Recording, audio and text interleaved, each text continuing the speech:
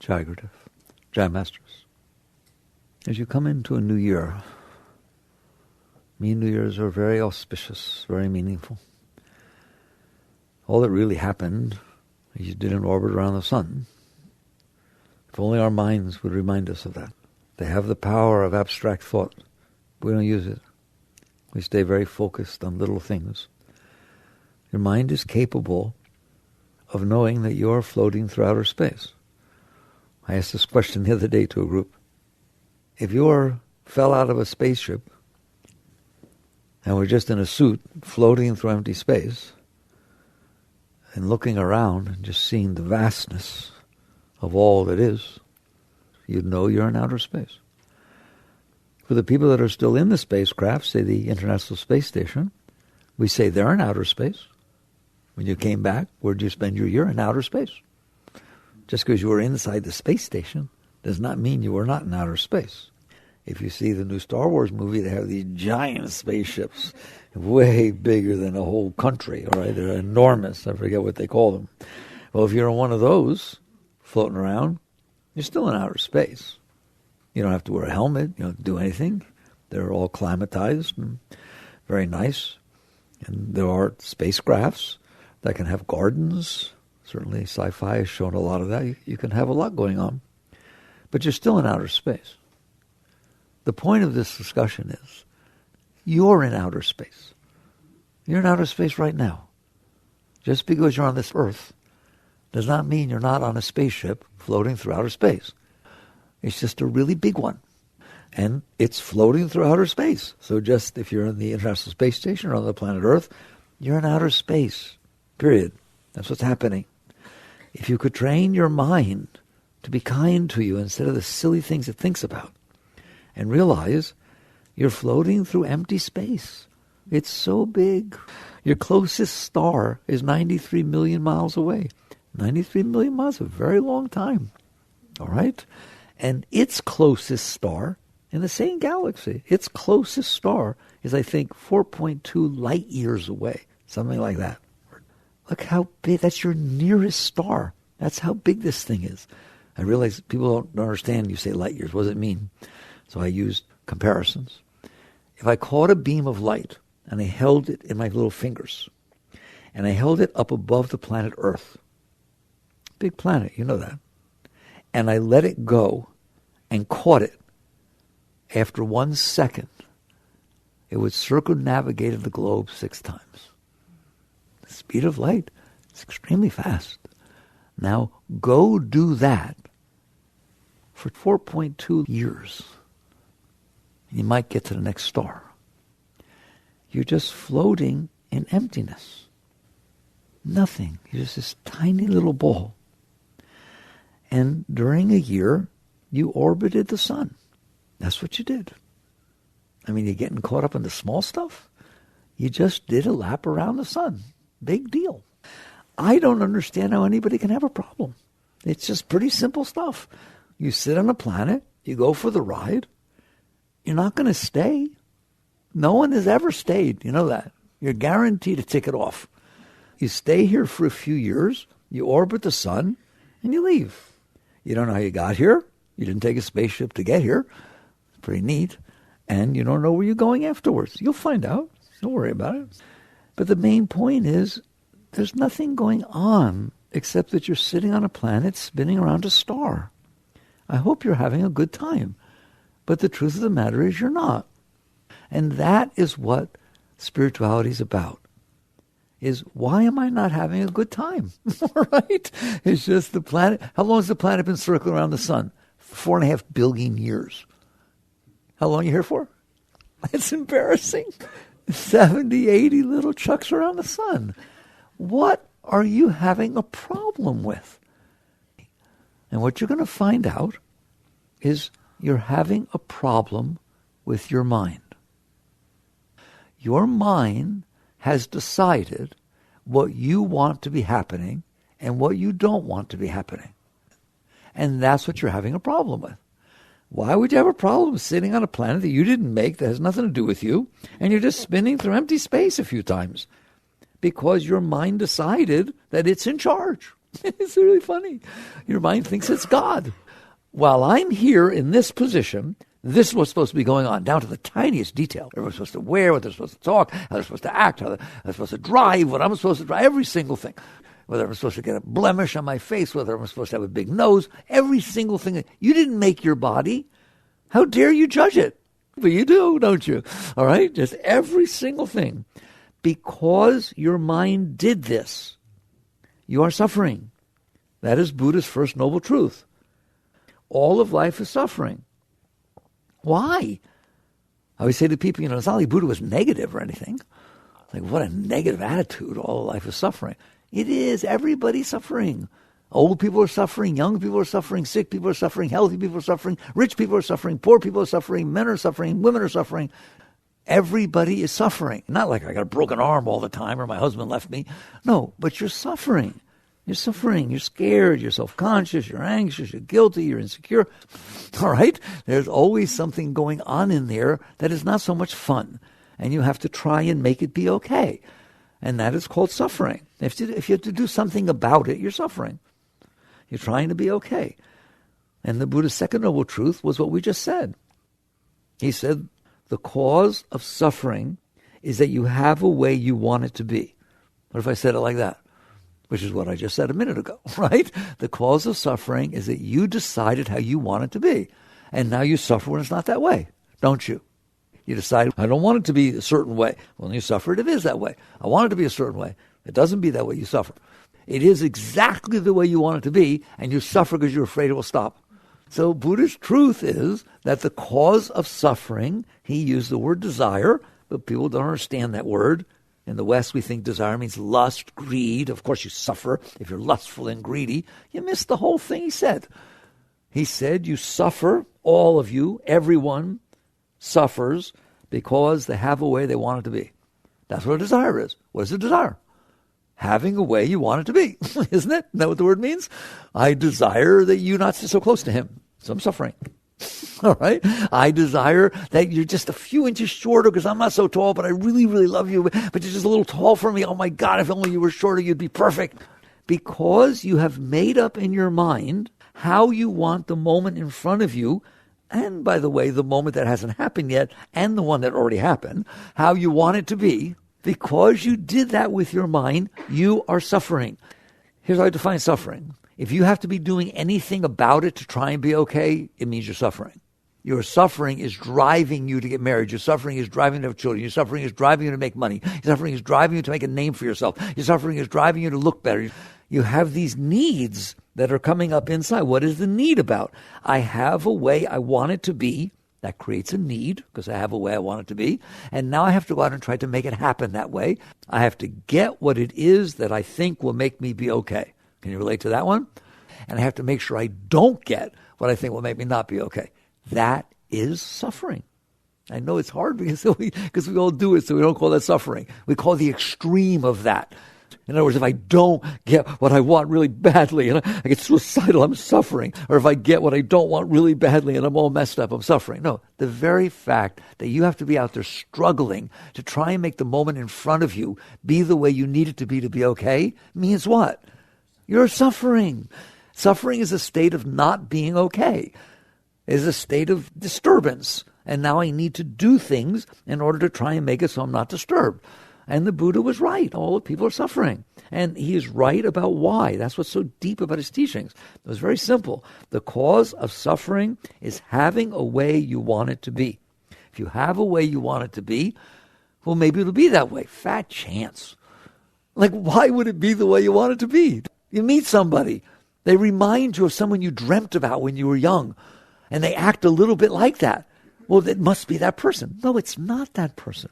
It's not. You just made it up in your head. And now you're projecting onto that person how they're supposed to be because you need them to be that way. They will disappoint you. But the problem is you, not them.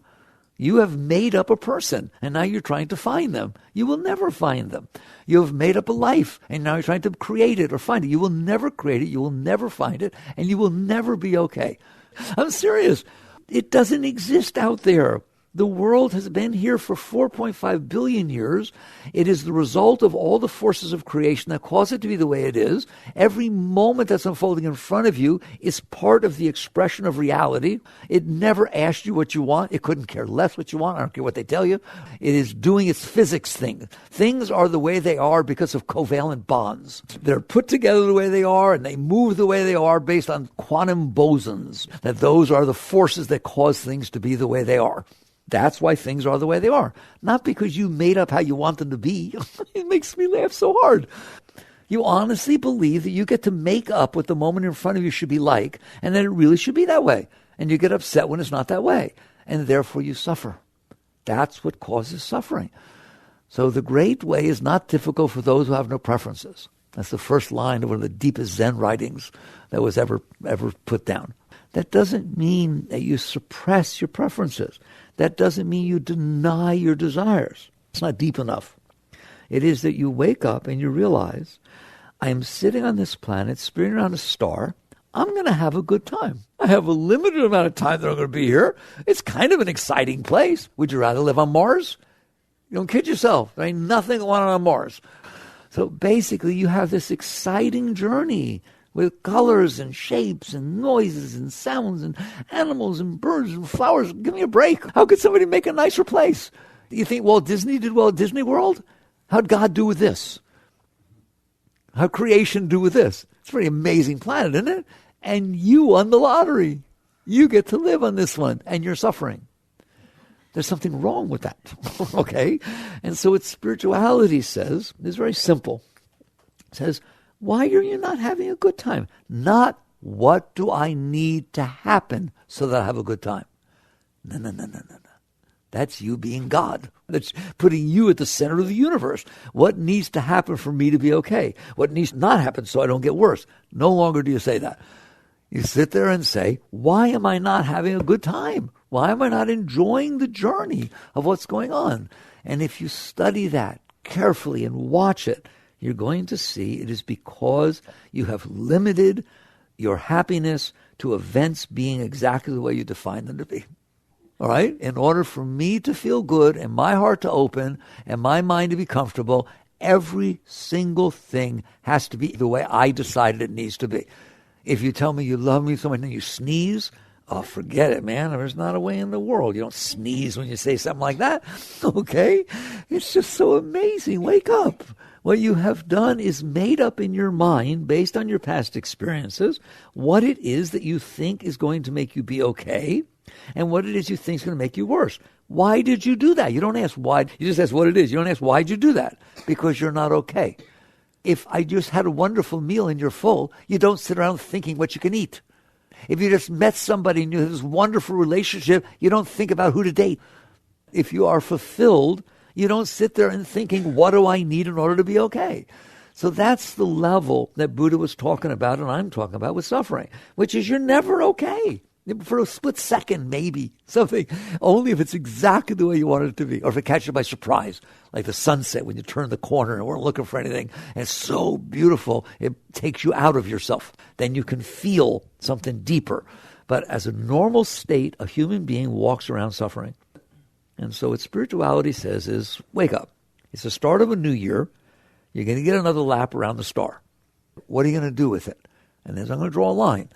What almost every single person's going to do with this year, the same as they did every year of their life, is try to decide what will make them happy, what will make them sad, how to make it happen, how to make it not happen. And they think that's what it means to live a good life. To fight as hard as you can to manipulate the world unfolding in front of you to match what it is you made up. And then if it matches some, you feel pretty good. If it doesn't match, you feel terrible. If it's worse, if it's not what you don't want, you get scared to death, et cetera, et cetera. All right? I'm telling you, the probability that the world in front of you is going to unfold exactly the way you decided you want it to be is zero. And you know that. You know that's why you plot and plan all the time. That's why you're so busy manipulating and dressing certain ways and buying just every single thing in the world. It's all manipulating. You're trying to manipulate the moment in front of you so that it simulates what it is that you want, so that when it comes in, it will feel good and not feel bad. Well, the moments keep coming and going. What chance do you have to manipulate it? I mean, maybe you could spend $100,000 on your wedding, Nobody has succeeded, by the way, and get it exactly the way you want. There's always something wrong. But that's just one moment. What are you going to do with the rest of the moments that unfold? Nobody's capable of manipulating everybody and everything that comes into their environment to be exactly the way they want. So you have relegated yourself to having very, very, very little high experiences. What do you do about it? Instead of spending this next year doing the same thing you've done every year, how do you know something doesn't work? Because you've done it every year of your life and you're still doing it. If I did something every single moment of every day of my life, and I woke up and one day looked at, well, that's been going on for a while, and I'm still doing it, it must not have worked. So I'm telling you that getting what you want is so overrated, it's ridiculous. And avoiding what you don't want is so overrated, it's ridiculous. Period. It's a waste of your life. Why? One, you're not going to get what you want.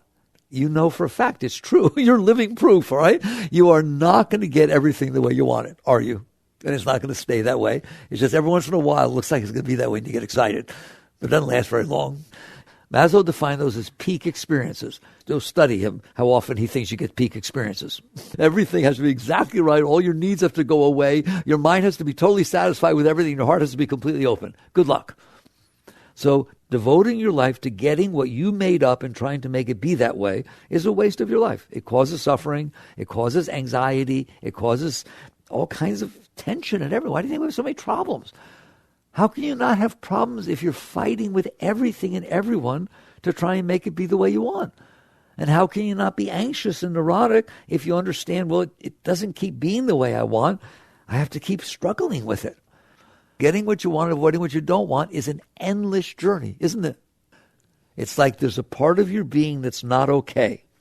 It's trying to make up, based on its past experiences, good and bad, what it thinks will make it happy and what it thinks will make it sad. And then it goes out there trying to make it happen. The problem is you're dealing with a part of your being that's not okay. The best thing it can do is take something and feel a little bit better. I'm telling you, the part of your being that's not okay can't be okay. Let's say you have a problem with jealousy, and you try to solve it by hiring detectives and having everybody study and go after who it is you're concerned about. Is that going to make the jealousy go away? It is not going to make it go away. It is actually going to make it stronger. You have devoted yourself to the part of your being, which is a rather low part, which is jealous, which has a disturbance. I'm not denying there's jealousy, because you can feel that's a human emotion. But if you devote your life to it, no matter how hard you try, in fact, the harder you try, the more it bothers you. The more energy you put into something, the more you're feeding that part of your being.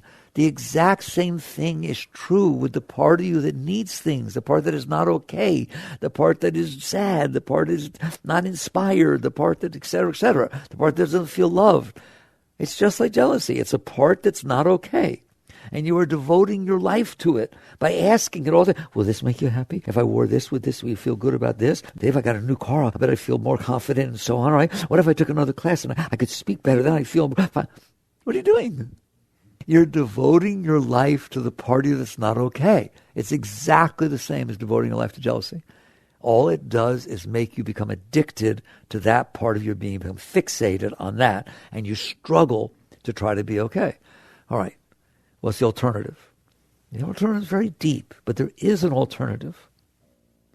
You notice that you are in there, and you notice that there's jealousy. You notice there's insecurity. You notice that it's not okay. You don't need a master's degree, all right? You notice it's not okay in there. From the time you wake up in the morning to the time you go to bed at night, if you manage to fall asleep, there's somebody complaining. There's somebody who's scared. There's somebody who's just not got it together, and they got problems. They may be relatively better one day than the other because it looks like they're going to get what they wanted, but in the overall pattern, it's not okay. And you realize that you are not that part. You are the one who's noticing that. If your heart hurts because you feel lonely, I'm not interested in helping you find someone or something that will make you not feel lonely. I'm interested in finding out why you can't handle that there's a part of your being that periodically feels loneliness and other times doesn't. That's why you get in trouble with your relationships, because you're hanging out with a part of you that needs somebody, but there's another part of you, the minute you get that wants some space. They're just parts of your psyche. They're just parts of your being. The only part that is safe and consistent is you who's noticing. You notice that the heart hurts. You notice you feel some jealousy. You notice you feel insecure. You notice you're feeling love right now. You notice that it went away when they told you something you didn't want to hear. You just notice that you're noticing. Is anybody in there? Do you notice these things? If you come to me and you say, my heart hurts, I'm not going to help you fix it. I'm going to ask you, how do you know? How do you know your heart hurts? It's a very frustrating question, isn't it? I don't care. I just don't want it to hurt. No, you got to care. How do you know your heart hurts? And eventually you're going to look at me, angry, steam come out of your ears, and you say, because I'm in here and I feel it, stupid. You just said the most spiritual thing you will ever say in your entire life. What?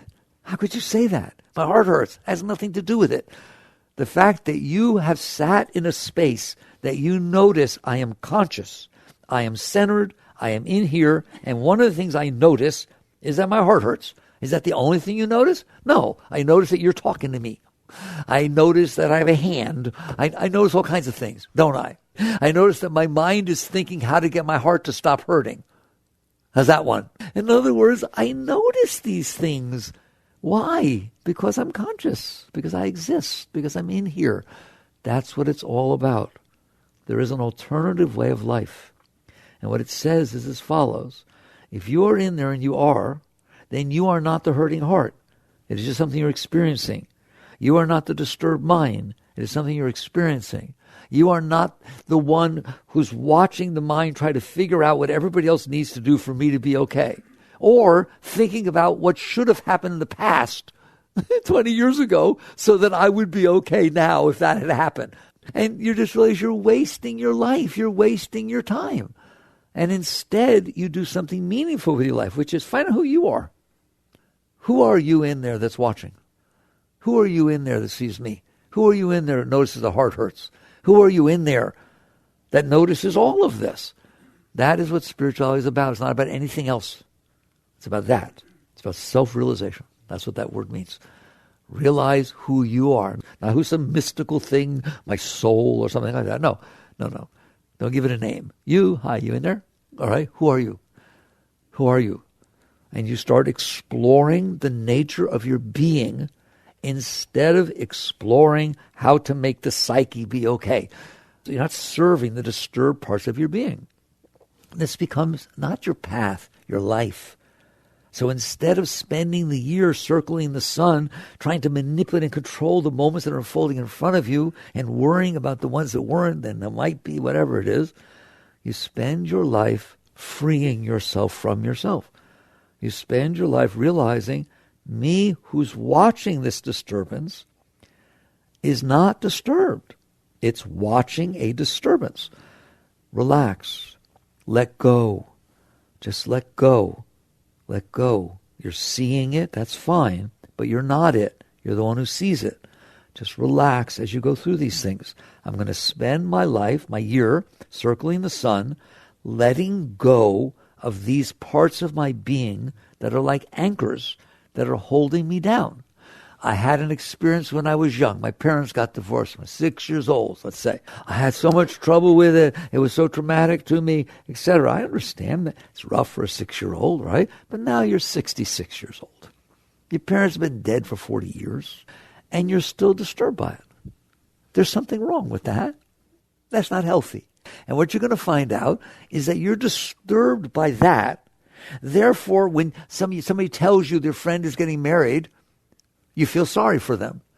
Because a lot of marriages, 50% of all marriages end in divorces. And divorce is really hard on the kids. Believe me, I know. It happened to me. What are you doing? You're letting this problem that you stored inside of yourself 40 years ago determine what it is that you like and what you don't like. I'm telling you, if you watch it carefully, every single like and dislike come from there. You're not deciding what you like. You don't sit there and look at something and say, I wonder if I like that. And if you do, like you're trying on a dress or something or a suit, and you go in a little 8-sided mirror, I wonder if I like that. You're trying to see how it hits you, right? If you turn a certain way and it reminds you of the suit that your uncle had on the day your grandfather died, I just don't like it. I don't like the way it looks in the back. You don't even realize what's happening. There is no like or dislike. Why would you like or dislike something? It's just a bunch of atoms floating around in outer space. It's because you've had past experiences. And some of them were nice and some of them were not nice. And you stored them inside of you. And now when the new things come in, they stimulate those experiences. They're called some skaras in yoga.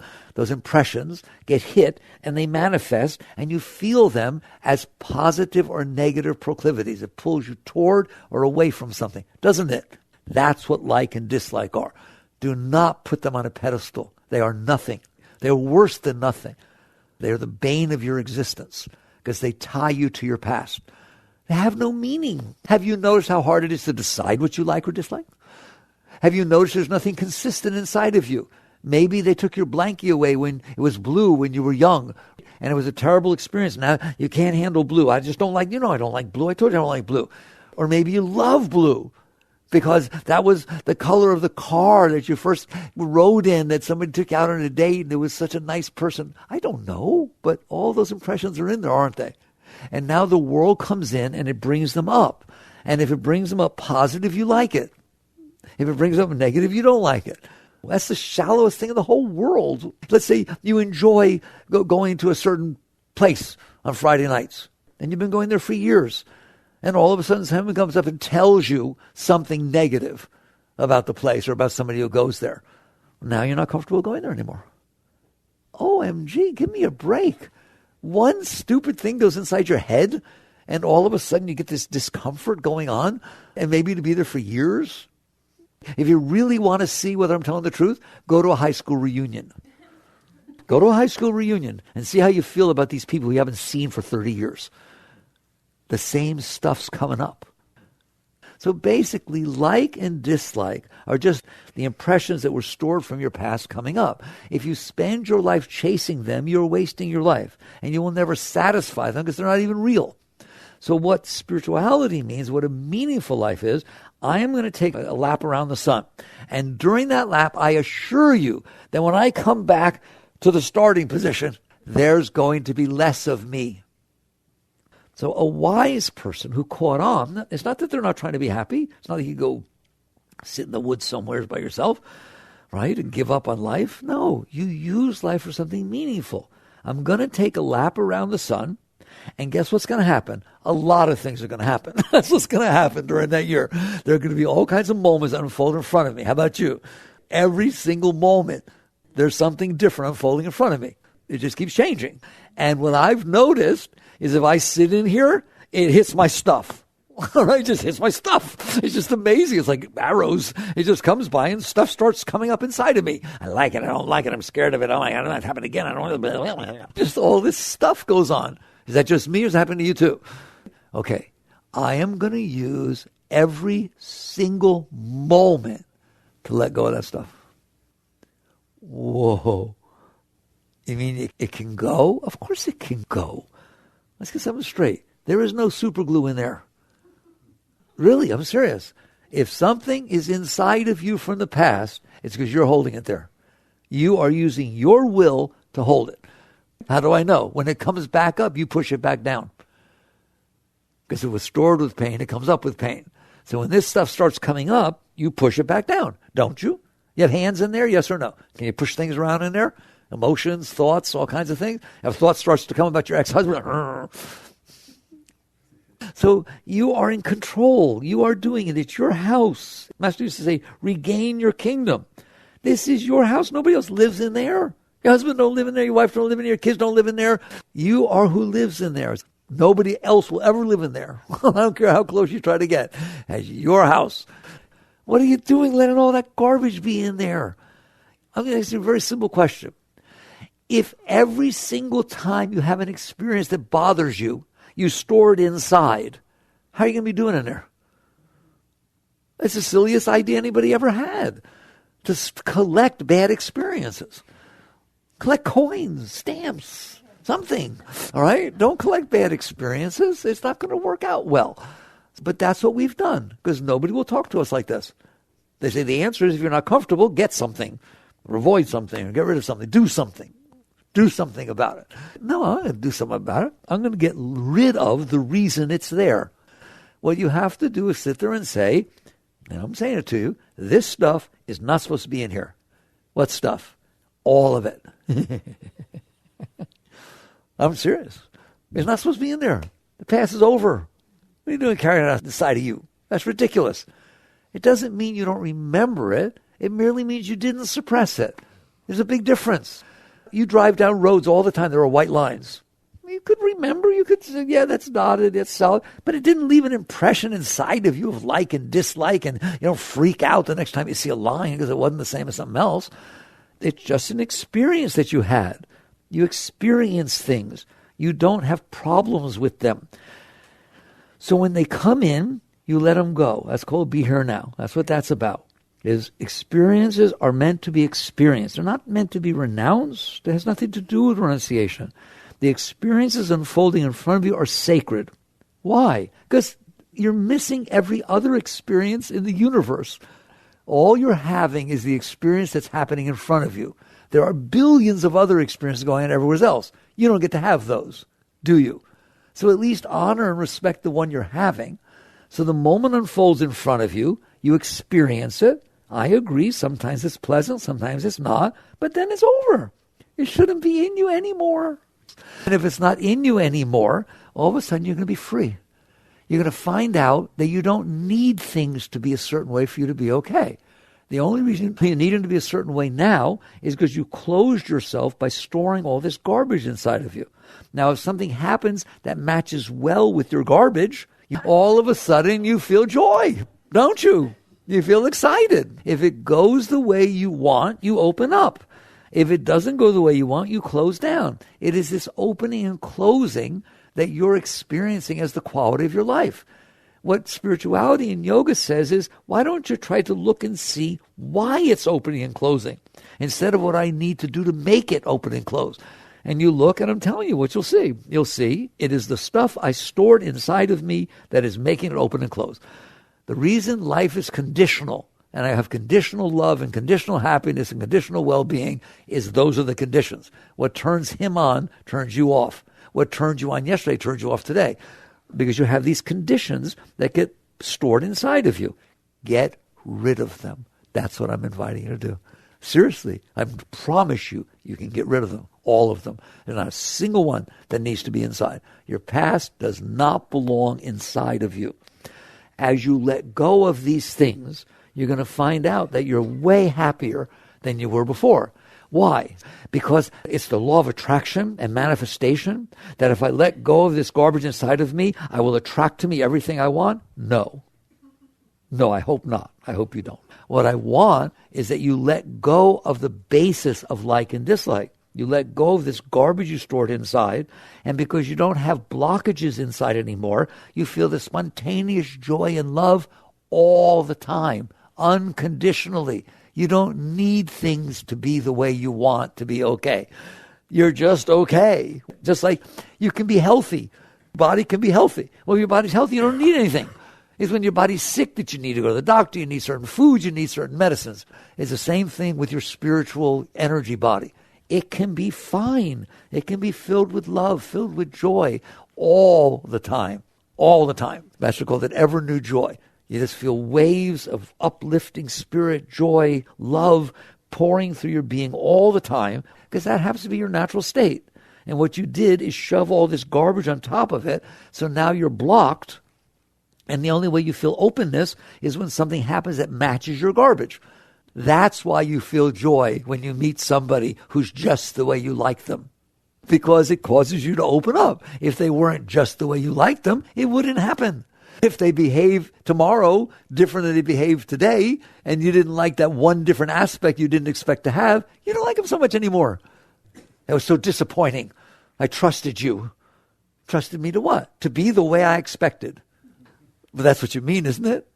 I had a way that would open me, and you said you loved me, and I assumed, that's a big assumption, that therefore you would always be the way I need you to be. And you would never, ever not be the way I needed you to be. I don't even know how you need me to be. How would I know? I only know me, unfortunately. I don't know you're some scars. I wasn't around when you were 6. I don't know. I didn't know that I said the word marriage or divorce and it freaked you out. Or I don't know. You're really sensitive. You have lots of stuff in there. So it is not going to happen that you're going to find somebody. You are your own soulmate. Find the wholeness within your own being by getting rid of your blockages. And I'm telling you, I'm guaranteeing you, if you will let go of this garbage you stored inside, you will start to feel spontaneous joy, spontaneous love, this constant state of being fed from inside. Man does not live by bread alone, but by every word that leaveth the mouth of the Father. You will know exactly what that means, and there'll be no question in your mind. Why? Because you're being fed by this fountain of joy. So in order to do that, you change. It's like a true paradigm shift. Now, as you go around the sun, you spend every minute of every second trying to manipulate and control the environment around you to match your garbage. Instead, when you truly turn to a spiritual path, you spend your entire orbit around the sun letting go of your garbage. And that's it. And they're never the twain shall meet. They are two totally different ways to live your life. One works, the other doesn't. It doesn't work to keep trying to get what you want. You know that. You live that. It does work. Every single thing you let go of, you're a wholer person. You feel better. If you say something to me that wasn't so nice, you weren't feeling good, you just said something not so nice, and I hold on to it, I don't get to like you. I don't like when I drive down the street where you live. I sure as heck don't like the street corner where you said it to me on, or the car I was driving in. I got all these impressions that cause problems to me. If it happens and I just let it go, ooh, you mean I can do that? Yeah, you're a great being in there. You can do whatever you want. You can do whatever you want in there. I'll teach you how. I can go for an hour to inspire you to do it, and I only need 1 minute to tell you how to do it. Whereas you want to run around and say, I need a technique, I need a patch. No. You need to want to do it. You can let go of the things that happen to you. You do not have to store them inside of you. There is no purpose for storing them inside of you. I want you that if somehow she was in a bad mood, or at least you thought she said something not nice, half the time you're wrong anyways, but she said something or didn't say something and it disturbed you a little bit, that when she walks away, it's gone. That's what I want for you. I will not try to get you what you want. I'm not going to try to help you get what you want. I don't even want you to get what you want. I want you to get rid of the reason you want things so that I know you'll be okay forever. If you have children, I have a daughter, I have a wonderful daughter. I don't want her to get what she wants. I want her to get rid of the reason she would want something so that I know she's okay no matter what happens all the time. I know that she's happy and she's fine and she can handle it. Which do you want for your kid? That it's conditional and only going to happen in a little tiny little laser beam of light, or that they learn to be always okay? So that's what we're talking about. So basically, you wake up, be strong inside, and you say, this is my kingdom.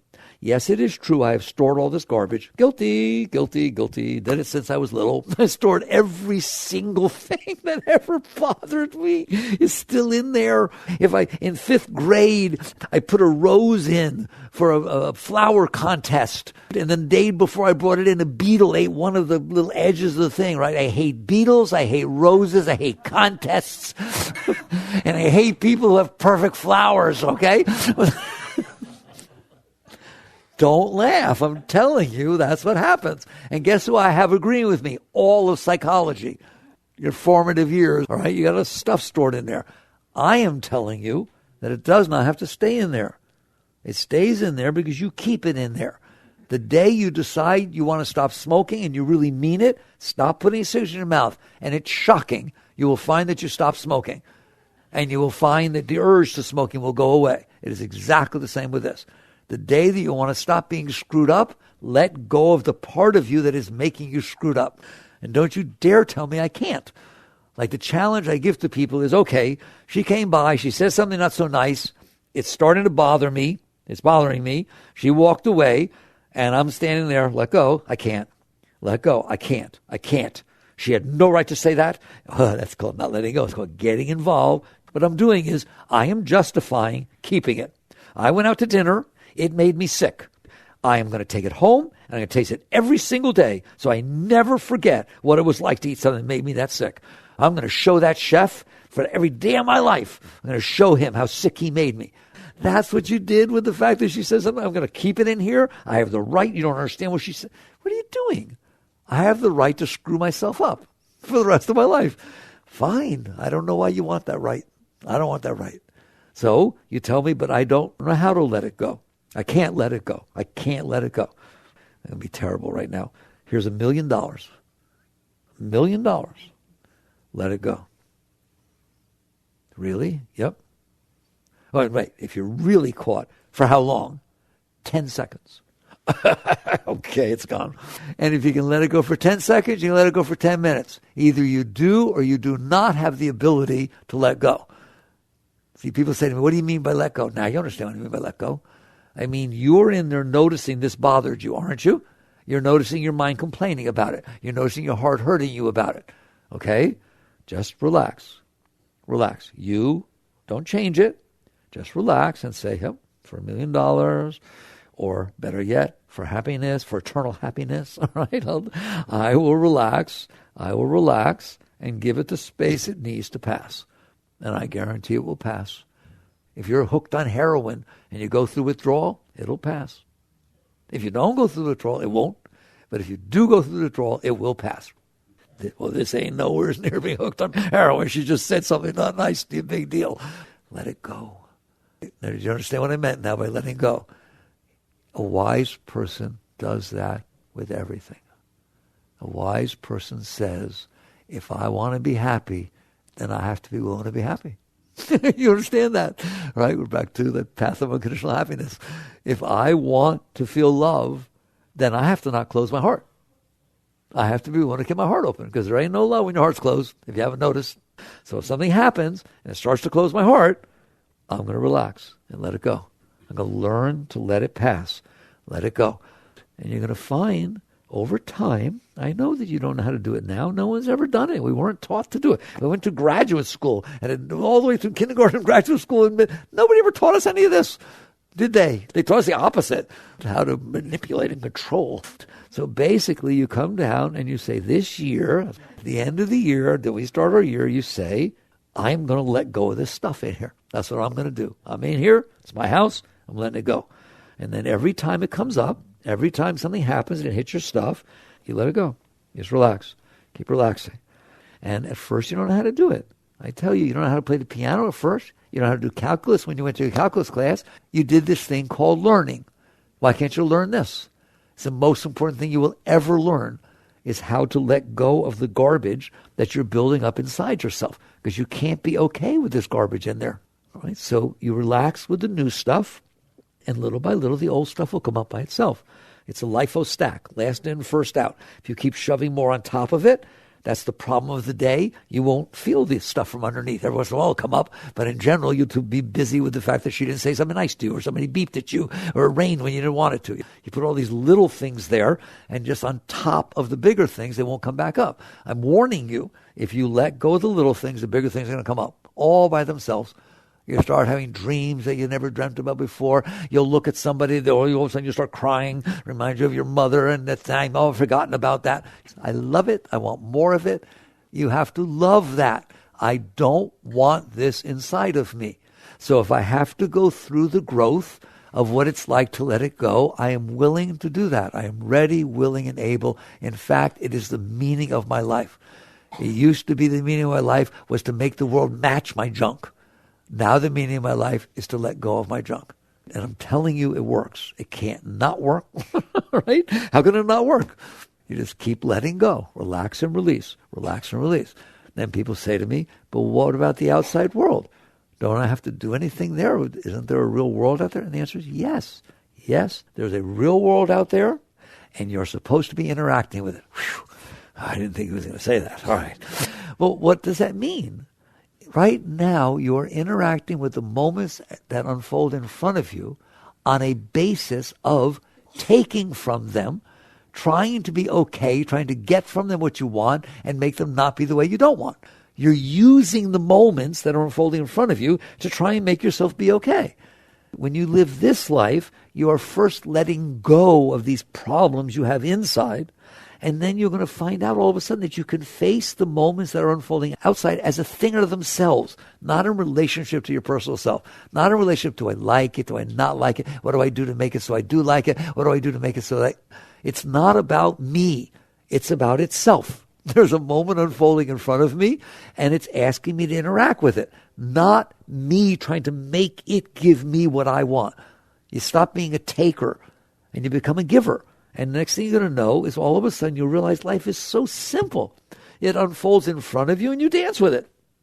Not, I make up how I want it to be and beat it over the head if it's not that way, and keep grabbing and taking and manipulating. No. You honor that the moment has the right to exist. I don't care how much you don't like it. It has the right to exist. How do you know it's there? Reality wins. If it is manifest, especially your past, it had the right to happen, didn't it? It happened. And so you relax your way through it, and then you serve the moments that are unfolding in front of you. I had somebody the other day ask me, I still don't get it. What does it mean to let go? And we're going to close on this. So I gave her an example. She said it helped a lot, okay? You're standing in an elevator. There's 6 people in the elevator. It's not a terribly big elevator. And there's somebody at the front of the elevator, inside the elevator, and he keeps holding the door button every time somebody else comes up. And you're very uncomfortable. You happen to be the kind of person that's kind of claustrophobic, and you're not real comfortable having all these people packed in the elevator. There. Perfect situation. There's really nothing wrong. Like the elevator's rated for enough people. Don't worry about it. It's basically just a personal preference that you have. It's just some stuff, whoever knows how it got there, where you're just not comfortable in a crowd. Believe me, it's past impressions. So you're there. Here it goes. You have the following choices. 1, manifest your discomfort. Stop it. What's the matter with you? There's too many people in there. Stop pushing that button. Stop pushing that button. In other words, I can't handle it, so you don't do it. If it's making me uncomfortable, it's wrong. That person's wrong to be doing this. How do you know? I can feel it. I bet you can. So that's one way you can deal with it, is manifest it externally in an attempt to manipulate the environment outside of you. That is, you are not accepting, you are not surrendering, you are controlling. Fair enough? When you do so, that's taking on karma. In other words, if you're taking this garbage that's inside of you, that's uncomfortable, and you are manifesting outside of you, you're laying a trip on other people's heads. And it will leave impressions out there. You'll go for a job someday. It just happens that way. You'll go for a job someday, and the person that was pushing the open button is your boss, who you're interviewing with. And you go, geez, could have got my mouth shut. Or just, things happen, don't they? All right? Now here's the second way you can deal with it. A little higher, but it's still not letting go. That is, I know I'm not supposed to express it. Shut up, bite your tongue, don't say anything. In other words, suppress it. If I can't express it, I'm going to have to suppress it. At least you're not taking on the external karma. You bit your tongue, you didn't do that stuff, but I think we're all mature enough to understand that's not going to be healthy down there. You're going to blow a gasket at some point. You go out there and do something, right? Because it'll come back up because you stored all this garbage inside of you. So that's the second level. Not terribly spiritual, but more so than dumping your stuff. You're polluting your environment with your garbage. All right, it's just like a factory dumping all the leftover chemicals into the river. You're taking the junk that's left over inside of you and dumping it out to the world. People do that, don't they? All right? So you at least don't do that. So you come back a level, all right? Next level, you become conscious enough, strong enough to where you start doing what people call accepting. Okay? Listen to the difference now. It's okay. This is just my stuff. It's my stuff. I can handle it. It's not a problem. And they're welcome to come into the elevator. It's nice to let other people come in the elevator. Why should it have to be my way? In other words, you start accepting the reality of the situation. And of course, you're taught that acceptance is a very high thing. It is high compared to suppressing and expressing. You're garbage. You're rationalizing it. You're finding a way to live with it, and so on. But the part of you that made you so disturbed, that caused the whole problem, did not go away because you accepted the situation. You avoided suppressing. You avoided creating more disturbance inside, and you avoided creating disturbance outside. Okay? You did good. I'm not taking it away from you. But that's not what surrender is. Surrender is, I am conscious enough to notice that some garbage is coming up inside of me about the number of people that are in the elevator or how close they stand to me.